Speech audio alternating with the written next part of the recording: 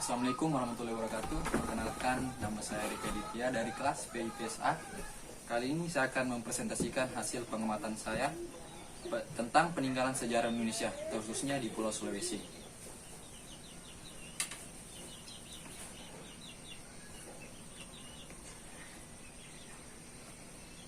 Yang pertama, peninggalan zaman megalitikum di Lembah Badah, Poso, Provinsi Sulawesi Tengah. Aspek pertama, sejarah. Puluhan patung purbakala ini kabarnya sudah ada sejak abad ke-15. Megalitik di Lembah Badah ditemukan pertama kali pada tahun 1908. Walaupun penemu tersebut sudah berlangsung lebih dari 100 tahun, tetapi hanya sedikit hal yang diketahui tentang objek ini. Salah satunya tentang kapan patung ini dibuat. Beberapa orang berspekulasi bahwa batu-batu tersebut dipahat sekitar 5.000 tahun lalu, sedangkan lainnya menduga megalitik itu dibuat sekitar 1.000 tahun silam. Sementara itu, beberapa orang lainnya menduga bahwa batu tersebut masih berhubungan dengan budaya megalitik di Laos, Kamboja, dan beberapa wilayah di Indonesia pada tahun 2000 tahun yang lalu. Menurut Ancient Origins, hingga saat ini tak ada yang mengetahui siapa yang membuat patung megalitik di Lembah Badah tersebut. Meskipun terdapat dugaan bahwa batu itu dibuat oleh budaya yang membuat megalitik di tempat lain di Asia Tenggara, tetapi megalitik di Lembah Badah tergolong unik. Namun dalam catatan A.C. Kruijt, pendiri kota Poso, sebelum kedatangan Belanda tahun 1908 di Lore, masih berlaku orang membuat kubur dari batu. Dan masih ada tempat pembuatan kalambah untuk penguburan. Jadi pemuatan benda-benda ini berasal dari berbagai masa. Yang diantaranya ada yang berasal dari masa yang dekat ratusan tahun saja atau megalitik muda. Dari aspek geografi, Lembah Badah terletak di daerah yang relatif datar, yang dikelilingi oleh perbukitan, sehingga awan yang bertahan di puncak bukit megalitik lembah menyajikan pemandangan dramatis. Sering terlihat satu bagian Lembah Badah di mana hujan sedang jatuh, sedangkan bagian lainnya matahari menyelinapkan cahaya di balik awan. Di tengah Lembah Badah yang mengalir sungai Lariang menyatu dengan sungai Malei, sehingga aliran sungai Lariang menjadi lebih deras. Karena inilah sungai Lariang dulu pernah dipakai sebagai tempat olahraga pengarungan sungai. Di tengah Lembah Badah sendiri, arus sungai Lariang cukup tenang karena alur yang dilalui relatif datar. Oke. Aspek kearifan lokal. Tujuan dibuatnya megalitik tersebut juga belum diketahui pasti. Masyarakat lokal percaya bahwa batu itu dulunya digunakan untuk melakukan pemujaan terhadap leluhur mereka. Tak hanya itu, para penduduk juga mempunyai kisah tentang asal-usul terbentuknya megalitik tersebut. Sebuah cerita mengatakan bahwa terdapat megalitik bernama Tokalae yang dulunya merupakan pemerkosa, akhirnya dikutuk menjadi batu. Sementara itu, terdapat cerita tentang megalitik lain bernama Tadulako. Masyarakat mengatakan bahwa dulunya Tadulako dikenal sebagai penjaga desa. Tetapi setelah mencuri beras, ia dikutuk menjadi batu. Cerita lain mengaitkan megalitik dengan pengorbanan manusia. Beberapa orang juga percaya bahwa batu tersebut dimaksudkan untuk menangkal roh jahat. Sementara yang lain mengklaim bahwa benda tersebut memiliki kekuatan supranatural dan mampu menghilang atau berpindah tempat. Di Taman Nasional Lore Lindu ini juga masih dikenal dengan adat istiadat suku Lore. Selain pemandangan berbatuan dan sawah hijau, di sana juga akan ditemui rumah adat suku Laroe yang berjajar. Rumah kayu ini bertatap ijuk dan berdinding bambu. Seringkali dijadikan tempat menginap apabila baru berada di sana.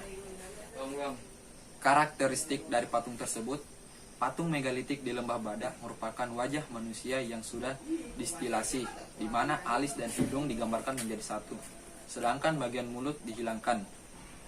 Patung di Lembah Badah umumnya memiliki tanda gender yang jelas.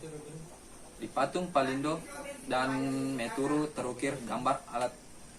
Berdasarkan data jumlah Dinas Pariwisata Sulawesi Tengah, saat ini terdapat 432 objek situs megalitik di Sulawesi Tengah.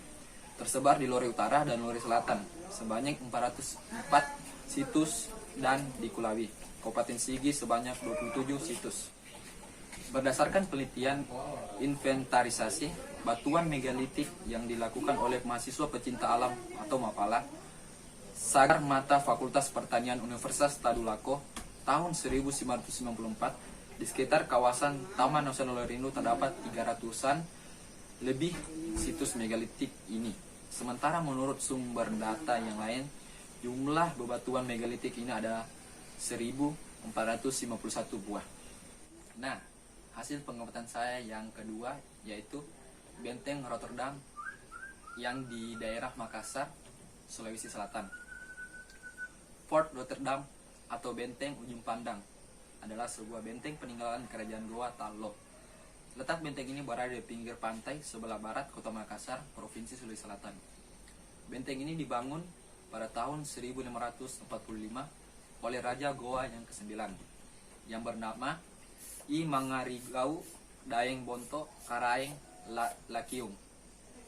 Awalnya benteng ini berbahan dasar tanah liat, namun pada masa pemerintahan Raja Goa yang ke-15, Sultan Alauddin, konstruksi benteng ini diganti menjadi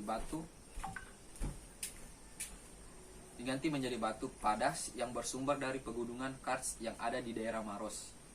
Benteng Ujung Pandang ini berbentuk seperti seekor penyu yang hendak merangkak turun ke lautan. Dari segi bentuknya sangat jelas filosofi kerajaan Goa bahwa penyu dapat hidup di darat maupun di laut. Begitupun dengan kerajaan Goa yang berjaya di daratan maupun di lautan. Nama asli benteng ini adalah Benteng Ujung Pandang. Bisa juga orang Goa atau Makassar menyebut benteng ini dengan sebutan Benteng Panyua yang merupakan markas pasukan katak kerajaan Goa. Kerajaan Goa akhirnya menandatangani perjanjian Bungaya yang salah satu pasalnya kewajiban kerajaan Goa untuk menyerahkan benteng ini kepada Belanda. Pada saat Belanda menempati benteng ini, nama Benteng Ujung Pandang dibuat menjadi Fort Rotterdam. Cornelis Spelman sengaja memilih nama Fort Rotterdam untuk mengenang daerah kelahirannya di Belanda. Benteng ini kemudian digunakan oleh Belanda sebagai pusat penampungan rempah-rempah di Indonesia, terkhususnya di bagian timur. Sekitar 200 tahun Belanda menggunakan benteng ini sebagai pusat pemerintahan, ekonomi, dan berbagai macam aktivitas. Nah, pada tahun 1937, kepemilikan benteng Rotterdam oleh Dutch Indies Government diserahkan kepada Fort Rotterdam Foundation. Benteng ini terdaftar sebagai bangunan bersejarah pada 23 Mei 1940. Di kompleks Benteng Ujung Pandang kini terdapat Museum Lagaligo yang di dalamnya terdapat banyak referensi mengenai sejarah kebesaran Makassar atau Goa Tallo dan daerah-daerah lainnya yang di Sulawesi Selatan. Sebagai besar gedung, benteng ini masih utuh dan menjadi salah satu objek wisata yang ada di Kota Makassar. Nah, yang terakhir yaitu Benteng Otanaha di Gorontalo. Benteng yang dibangun oleh Raja Ilato pada tahun 1522 Masehi ini didirikan sebagai benteng pertahanan yang terbuat dari pasir, batu, kapur, dan telur burung maleo. Benteng Otanaha berada di perbukitan DBI, Kota Barat, Provinsi Gorontalo, Pulau Sulawesi. Nah, sejarah Benteng Otanaha.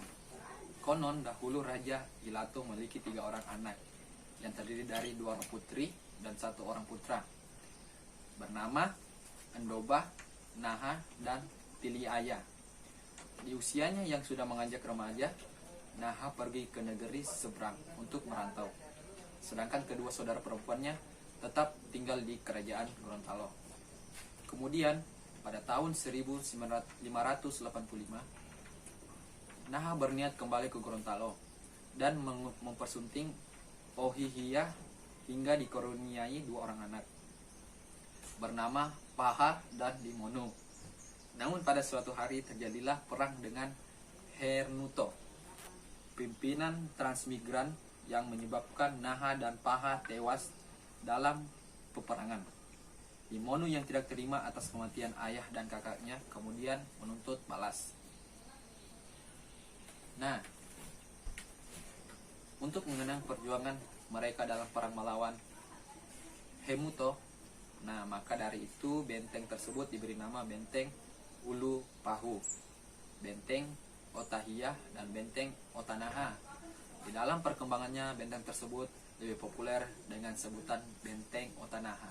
Dan sampai sekarang benteng Otanaha tersebut dijadikan tempat pariwisata oleh Dinas Pariwisata Kota Gorontalo. Nah, terima kasih. Oke, terima kasih. Itulah tadi presentasi saya tentang peninggalan sejarah Indonesia yang terkhususnya di Pulau Sulawesi. Mohon maaf kalau ada kesalahan kata dan kekurangan, kalau memaafkan. Terima kasih. Wassalamualaikum warahmatullahi wabarakatuh.